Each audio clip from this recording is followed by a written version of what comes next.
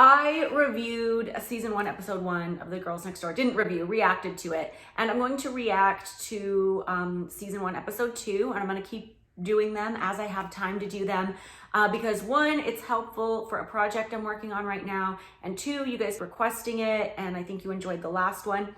But before we get started, I need to let you know I'm not showing clips from the show. I'm talking about the show and reacting to what I'm seeing off camera. I assume if you're here watching this, you're familiar with Girls Next Door and you'll know what I'm talking about. If not, you can find the episodes like on Tubi or here on YouTube. I just can't even post a clip because my video will get flagged like crazy. But if you want to hear me tell the behind the scenes stories and that kind of tea, stay tuned, hit the like and subscribe button. I'd really appreciate it. Here we go. Okay, the first thing I have to note is that Tubi categorizes Girls Next Door under comedy and romance. Romance? Also, disclaimer, this is not a slam piece. This is just behind the scenes stories. So I don't want any like tabloid watchers to like distort my words. This video is for YouTube viewers. It's not for people who want to like pick and choose my words and make a clickbait title out of it. So here we go.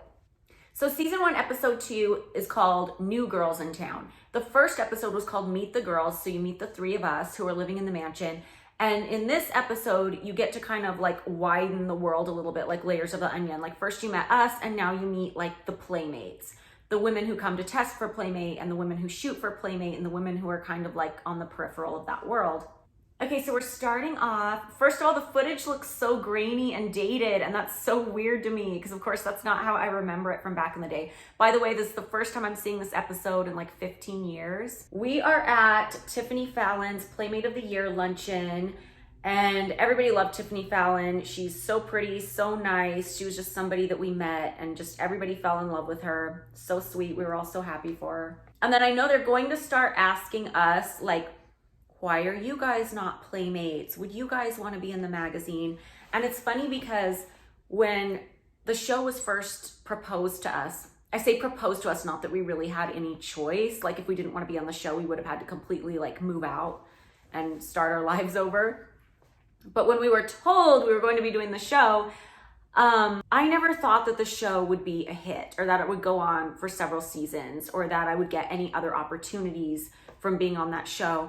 I thought it would last for 1 season. I thought it would be like a 1-season wonder. I thought everybody would make fun of us. And I thought the only good thing that could come of it was like maybe we could finally be in the magazine because the Playboy threshold at that time for what a celebrity was for the cover was pretty low. So if you were on 1 season of a reality show, you could make that celebrity pictorial happen probably. And I thought maybe we'll get to be in the magazine. Like maybe this is like the good thing that could come out of it because I did really want to be in the magazine. And we did. You'll see at the end of this episode, he tells us that we're going to finally get to shoot a pictorial. But even then, like I never knew we were going to be on the cover or that we would end up doing 4 covers and 4 pictorials. And so that was cool. It's showing me greeting this girl named Raquel who was coming to test for Playmate. And that was something I did. This wasn't like set up for the show. A few years before the show. And, you know, nobody met me in like a friendly way and could answer my questions honestly. So that was what I wanted to do.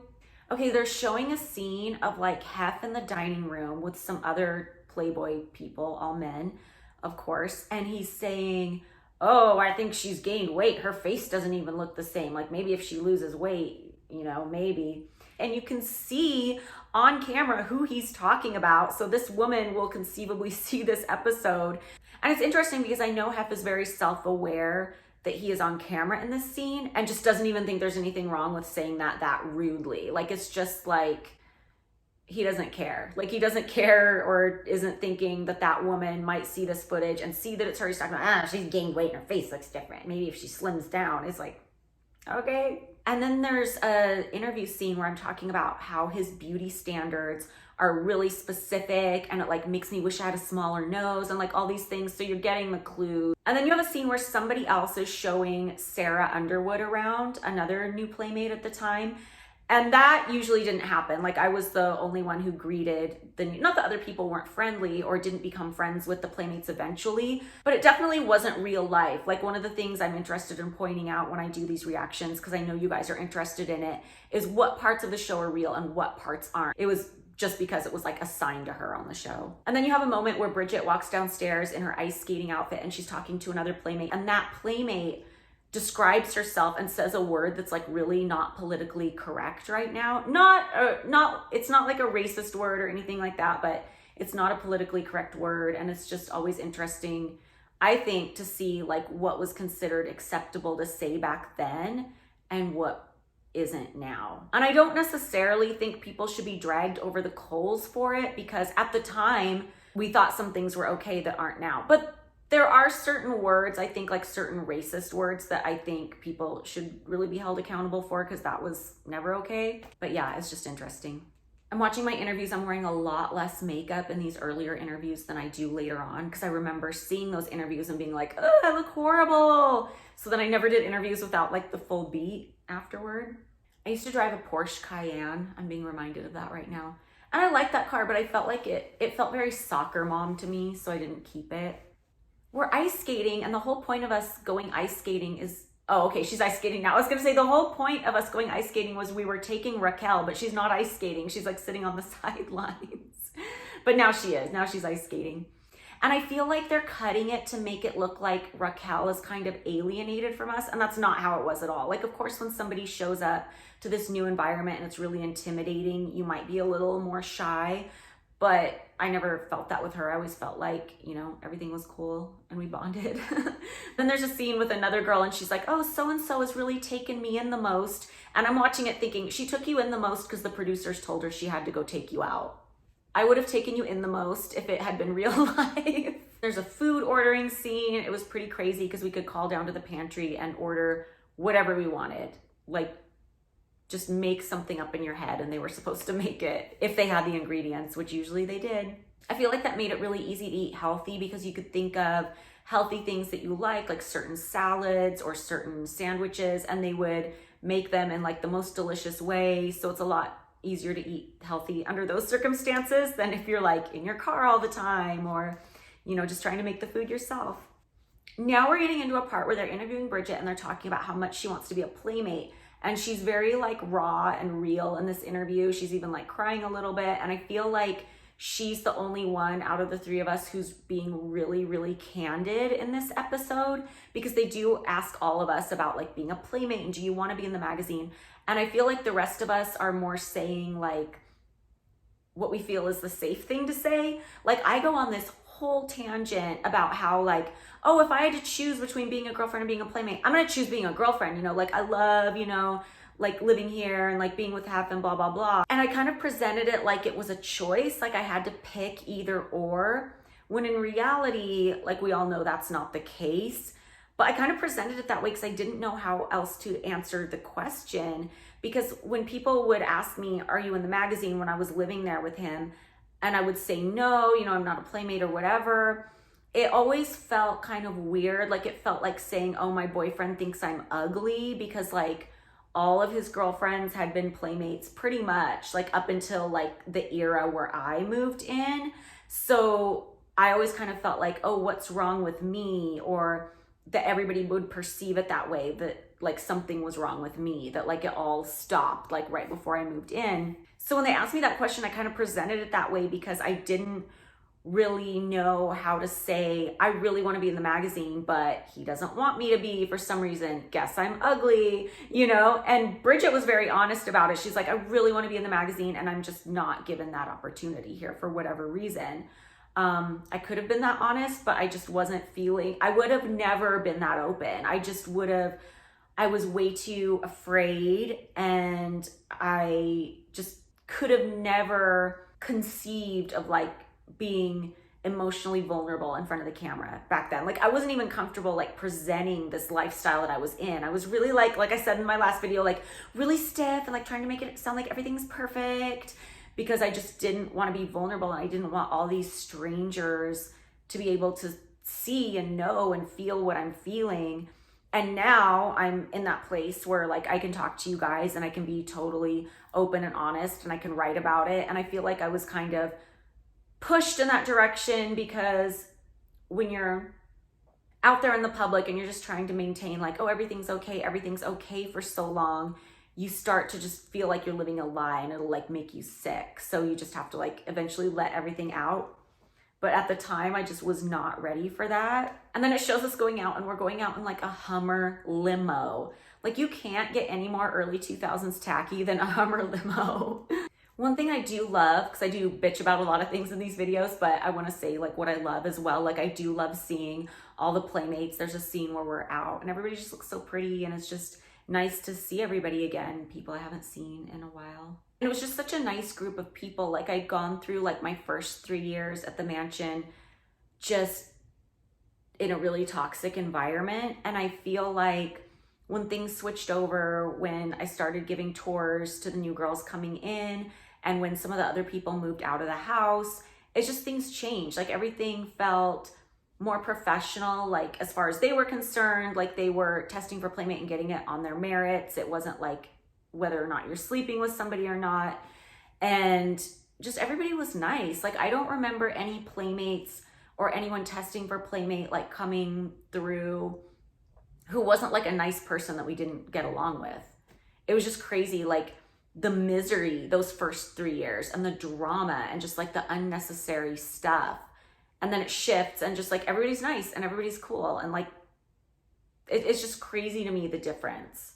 Everything kind of came together at the right time. Like the show started filming when a bunch of people had moved out of the house and right when things started changing as far as like us making friends with the Playmates and kind of everybody not being at odds with each other. It's like when the universe kind of lines things up. And I feel like if the show had come along earlier, this show wouldn't have been a likable show. It would have just been like nasty. You know what's weird? I'm watching this play out and I always feel like a lot of the backlash I get from my book is people who are like, oh, you're ungrateful because he handed you all this stuff. And it's a really hard thing for me to explain to other people, but I never felt like anything was handed to me. He wanted to keep people around and was very like manipulative and would like use your insecurities and things like that. And I'm watching this and I'm watching like Bridget be so honest and raw about how she wants to be in the magazine and how she feels inferior because she sees all these other women come through and test and get Playmate and she's right there in the nexus of it all, but like she can't have it and it's like being held out of reach from her. And I'm watching this and I'm like, how is the audience not seeing what a weird dynamic this is and just how, I don't know, like how do they not see what I'm saying? But it's because at the end, he does put us in the magazine. Like he swoops in and he's like, you guys are gonna be in the magazine. So I think the viewer walks away with this sense of, oh, he gives them whatever they want. But the only reason we were allowed to be in the magazine is because of the show, because it gave content for the show, because Playboy was desperate for any kind of celebrities to be in the magazine. So, oh, we have these reality stars in our backyard, let's use that.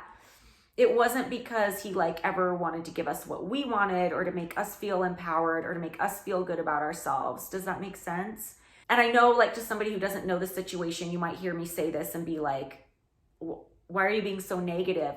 But if you lived it every day like I had and just dealt with that person and how they made you feel, form your own opinion, but I'm the one who lived it. And I don't know. I just feel like, yeah, I don't know. They do this weird thing next where they show somebody in the gym working out and then they show me saying, I don't work out. I'm like, I just walk my dogs and and I'm sitting outside with my dogs. And that's true. Like I work out now because I have to. I'm older, you know, I work out like 5 times a week. But back in my 20s, I didn't really have to work out. So I didn't work out that much. But I feel like the way, now that I'm looking at it through different eyes, I'm watching the show, I feel like they're setting up the person who works out to look like the good, worthy person, and like the person who doesn't work out to look like the lazy person who doesn't deserve anything. Does that make sense? Even though I was spending my time doing other things when I wasn't working out. It's not, I don't know. Excuse me for reading. Excuse me for reading. Excuse me for studying real estate. Sorry I wasn't in the gym all the time. There was just like during that era, I feel like now it's more okay to be who you are. Like if you're an introvert, you can be proud of being an introvert. But back in the early 2000s, it's like you were an extrovert or you were a bad person. And now if it's like, if you don't like working out, that's fine. You don't like working out. But back in the early 2000s, you could be somebody who loves to work out or you are a bad person. You know, it's just, ugh. And when I'm talking about them asking us if we want to be playmates and us just saying the safe things rather than being as honest as Bridget was, it reminds me of something else I think about. I feel like society thinks it's only okay to be a sexy woman if you're also very unaware of that sexuality and unambitious and kind of a pushover. Because I'm going to use this example, and I don't know this woman's true story, so I'm not saying this is how it is. This is just kind of how I perceive it. But if you look at Pamela Anderson, everything I've ever heard about her from other sources is that she's very ambitious. She's a hard worker. Like people who worked with her on Baywatch were like, she's a stud athlete. She's good at what she does. She always wanted to be where she was at and she worked hard at it. But back in the 90s when she was huge, you would see Pamela Anderson on interviews and she would just act very vague about everything, like, oh, you know, I don't even know what's going on. Like I was just at a football game and then all of a sudden I'm on the jumbo screen and then I'm in Playboy and everything happens. And it's like, I know that things don't happen that easily for anybody. So I wonder if she was saying that because she felt like it was the only thing she could say and still be liked. I'm really curious about that because I feel like society only accepts a really sexy woman if she's unambitious and just like innocent and vague and never was really trying to do anything. She just kind of like ended up here. Just interesting. Like, tell me what you guys think about that in the comments section. Okay, now there's a scene where we're all going out to dinner at a place called Geisha House.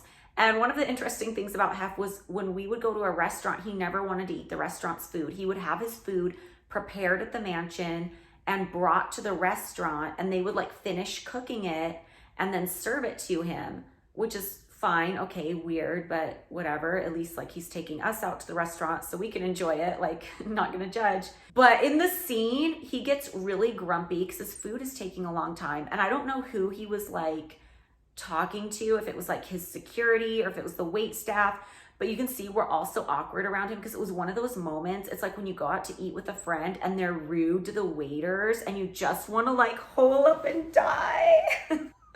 There's a scene back in the kitchen where like the manager of the restaurant's trying to talk to the chef and like, oh, this is for the Playboy guy, and like the chef just does not care. It cut to an interview with me and I'm like, damn, I look tired in that interview, like rough. But it kind of makes me feel better because like sometimes I'll see footage of myself now and I'm like, damn, I look tired. Am I getting old? And then I see footage of me age 25 and I'm like, no, I always look like that. And then there's this scene where we're in the limo and I'm talking about the quote, know thyself. And I say, oh, I saw this like on a church billboard once. And so I thought it was from the Bible, but it's really not. It's Socrates. And that's the most humiliating thing for me out of this entire series because I just hate being wrong about stuff. So there you have it. Roast me. So the last scene in this episode is the scene where Hef reveals that we are going to be shooting a pictorial for Playboy, which of course was like a dream come true for all three of us. It was so exciting.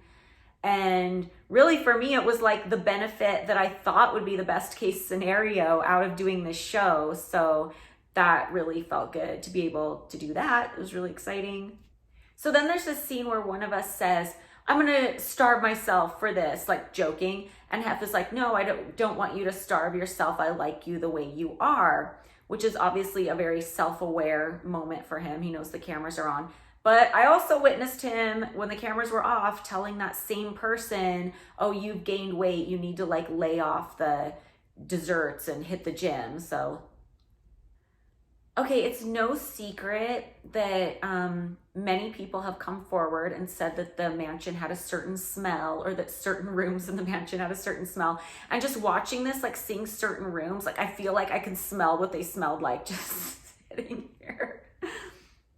Just the memories come rushing back. There's a scene with me and I'm talking about how validated I feel being in the magazine because I feel like every other one of his girlfriends was. So it was kind of like breaking that curse of feeling like, even though I wasn't really the first girlfriend of his to not be in the magazine, and being in the magazine had turned from something that years earlier I had just wanted to do because I thought it would be really cool and it would make me feel really beautiful and would be a stepping stone to other things, to, you know, after living at the mansion for a few years, it had turned into like a self-esteem thing. Like I really wanted that validation to feel like I was just good enough to be at that level. So there were like all these layers of it for me. So takeaways from that episode, I would say like the best thing I got out of that episode was just being reminded of, you know, all the playmates we used to be friends with and those friendships and just how positive things were for like the last 3.5 years that I was there, and just how special that time was as far as getting to know other people and making new friends. Negative things besides my embarrassing moment where like I get a quote wrong and I will never live down in my own mind. I think an interesting takeaway for me is how people can be made to look nicer or friendlier than maybe they were in real life. And then things I never even thought about at the time, where I kind of look back now and I feel like, oh, I was being set up to look bad. Like when they compare the girl working out and then me not working out. And nobody ever asks, okay, Holly, well, what do you do with your time when you don't work out? Like nobody talks about that. And to be fair, like I have to take accountability for the fact that I wasn't really like sharing much of myself or pushing it. That just wasn't included. And I feel like just watching these first 2 episodes, I was really made to look like just this super lazy person. And that was never the case in real life. So that's interesting. So if you like seeing these reaction videos, let me know and I'll do another one, and I'll see you guys next time. Bye.